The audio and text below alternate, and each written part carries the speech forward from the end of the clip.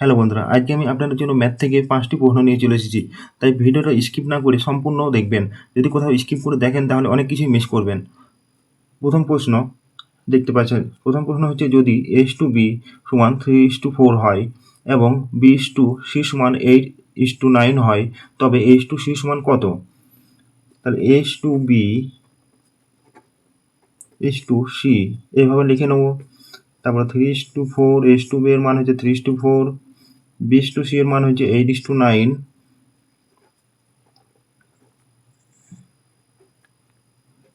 8:9। তাহলে এখানে বি এর মান 4 আছে, তাহলে বি এর মানকে সি এর এদিকে ডান পাশে বসে করে দেবো। সি এর জায়গায় এখানে ফাঁকা আছে, তাহলে সি এর জায়গায় 4কে বসে দেবো, 4 এসে এখানে বসে যাবে সি এর জায়গাতে।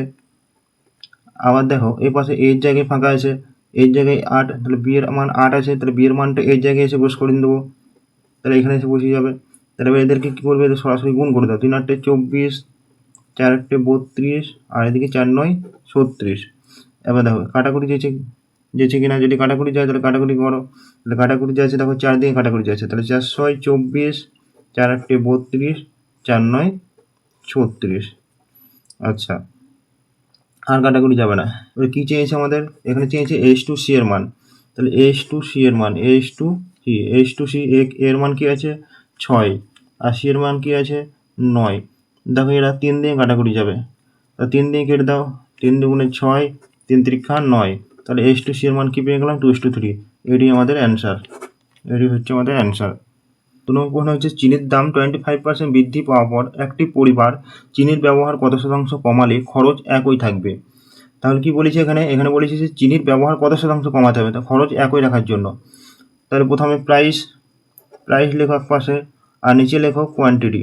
তাহলে প্রাইস বলছে 25% বৃদ্ধি পেয়েছে, তাহলে 25%, 25 বাই 100, 4 25 100, তাহলে 4 থেকে কী হয়েছে 5 টাকা হয়েছে, মানে 4 থেকে 5 হয়েছে।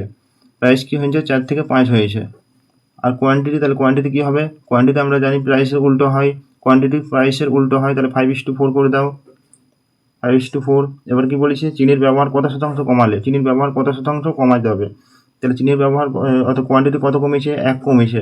আগে ছিল 5 ইন্টু 100%, শতাংশ চেয়েছে তাই 100%, তাহলে 5 20 100, তাহলে আমরা এখান থেকে পেয়ে গেলাম 20%। এটি আমাদের অ্যান্সার।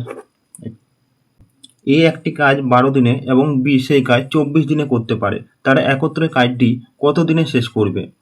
আচ্ছা, তাহলে এ কাজ করে কত দিনে, 12 দিনে, বি কাজ করে কত দিনে, 24 দিনে। এদের লসাগু করো, 12 24 লসাগু 24, তাহলে 12 দুগুণে 24, 24 একে 24, এরা একত্রে কাজ করে 2 + 1 সমান 3 ইউনিট। একত্রে কাজ করে কত ইউনিট, 3 ইউনিট। কি বলেছে একত্রে কাজটি কত দিনে করে, এবার কাজটি বলেছে কত দিনে করে, কত দিনে বাই করতে গেলে 24, টোটাল কাজের ক্ষমতা কত 24 ইউনিট, এবং এদের দুজনাকার কাজের ক্ষমতা কত 3 ইউনিট। তাহলে 3 8 24 কাটাকুটি করলে তাহলে কত হচ্ছে 8 দিনে। তাহলে কত দিনে করবে, 8 দিনে। এরা কাজটি কত দিনে করবে, 8 দিনে। এটি পেয়ে গেলাম অ্যান্সার। 4 নাম্বারটা, এক ব্যক্তি 10 টাকায় 11টি লেবু কিনে 11 টাকায় 10টি লেবু বিক্রি করলে তার শতকরা লাভ কত? 10 টাকায় 11টি লেবু কিনেছে, 10 টাকায় 11টি লেবু কিনেছে। আবার কি বলেছে 11 টাকায় 10টি লেবু বিক্রি করেছে, 10টি লেবু 11 টাকায় 11 টাকায় বিক্রি করেছে, 11 টাকায় বিক্রি করেছে। তাহলে এই পাশে আমরা লিখবো কোয়ান্টিটি, এটা হচ্ছে এক পাশে লিখলাম প্রাইস। এবারে কস্ট প্রাইস আর সেলিং প্রাইস বাই করার জন্য কী করবো, কোনাকুনি গুণ করে দেবো। তাহলে 10 আর 10 গুণ করে দেবো, 10 গুণিতক 10 সমান 100। সেলিং প্রাইস বাই করার জন্য কোনাকুনি গুণ করবো, 11 গুণিতক 11 সমান 121। তাহলে প্রফিট সমান 121 বিয়োগ 100 সমান 21। তাহলে প্রফিট কত পেলাম 21%। তাহলে 100 টাকায় কিনেছিল, 121 টাকায় বিক্রি করেছিল, তাহলে প্রফিট আমাদের কত পেয়ে গেলাম 21%। যেহেতু এখানে আগে কি বলেছিল 10 টাকায় 11টি লেবু কিনেছিল, 10 টাকায় 11টি লেবু কিনেছিল। আবার কি করেছিল 11 টাকায় 10টি লেবু বিক্রি করেছিল, তো 11 টাকায় 10টি লেবু বিক্রি করেছিল, মানে আগে কিনেছিল কটা 11টি লেবু কিনেছিল, কিন্তু বিক্রি করার সময় কটা বিক্রি করেছিল 10টি, আর কত টাকায় বিক্রি করেছিল 11 টাকায়। তাহলে এখানে লাভ হচ্ছে, এই দেখেই বোঝা যাচ্ছে লাভ হচ্ছে। তাই আমরা কোনাকুনি গুণ করে দিলাম, গুণ করার পর আমরা এটা পেয়ে গেলাম। পয়েন্ট নাম্বারটা দেখে নাও। পয়েন্ট নাম্বারটা হচ্ছে বলেছে 72 কিমি পার আওয়ার গতিবেগে চলা একটি ট্রেন একটি ক্ষতিকে 9 সেকেন্ডে অতিক্রম করলে ট্রেনটির দৈর্ঘ্য কত? আচ্ছা, এখানে সেকেন্ডে দেওয়া আছে এবং ট্রেনটির দৈর্ঘ্য চেয়েছে। তাহলে 72 কিমি পার আওয়ার দেওয়া আছে, দেখো এটা, আর গতিবেগ দেওয়া আছে 72 কিমি পার আওয়ার। তাহলে এটিকে কী করবো, এটা মিটার পার সেকেন্ডে নিয়ে আসবো এটিকে। তাহলে মিটার পার সেকেন্ড আনার জন্য 72 গুণিতক 5/18 করে দেবো। 4×18 72, তাহলে 4×5 20, তাহলে 20 মিটার পার সেকেন্ড পেয়ে গেলাম এখান থেকে। আচ্ছা, এবার কী করবো, ট্রেনটির দৈর্ঘ্য চেয়েছে। দৈর্ঘ্য বাই করা আমরা জানি ডিস্টেন্স সমান সমান স্পিড ইন্টু টাইম। ডিস্টেন্স সমান সমান স্পিড ইন্টু টাইম।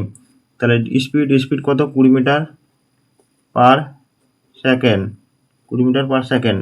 আর টাইম কি বলেছে, 9 সেকেন্ড। তাহলে সেকেন্ড কেটে যায় আমরা জানি। তাহলে 9 20 180, এখান থেকে আমরা কত পেয়ে গেলাম, ট্রেনটির দৈর্ঘ্য 180 মিটার। 180 মিটার, এটাই আমাদের অ্যান্সার। তো বন্ধুরা, আজকে ভিডিও এই পর্যন্তই। পরবর্তী কোনো ভিডিওতে আবার দেখা হবে আপনাদের সঙ্গে।